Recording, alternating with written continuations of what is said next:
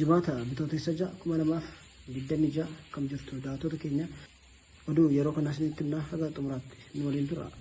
Eertiraan hordoftoota amantaa kiristaanaa hiitee turte hiikuu beeksifte.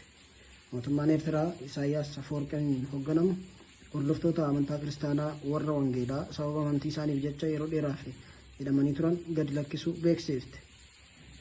Namoonni sunneen dhiyeenya magaalaa Asmaraatti kan argamu mana hidhaa waraanaa Maayi Sarwaa jedhamutti hidhamanii kan turan yoo ta'u, kanneen lakkoofsaan 40 ta'an guyyoota darban keessa gadi lakkifamaniirus jedhame.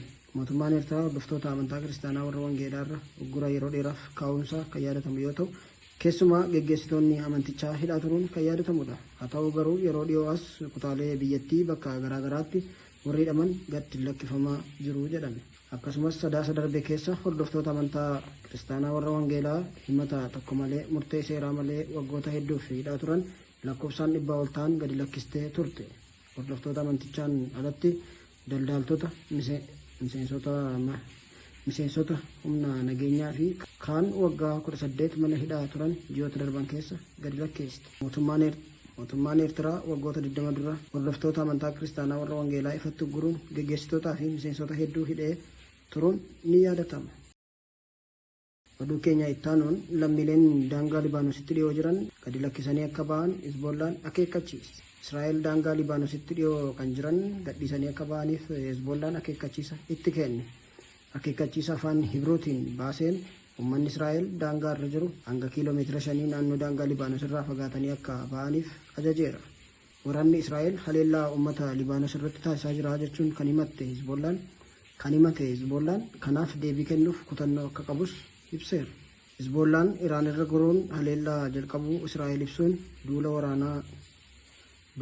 duula waraanaa qilleensarraa fi lafoon geggeessaa jirti. Gama biraan ammoo Israa'elis magaalaa Beerut naannoo Hizboollaan deeggarsa cimaa itti qabu keessa uummanni gadhiisee akka ba'uuf akeekkachiiftee turte.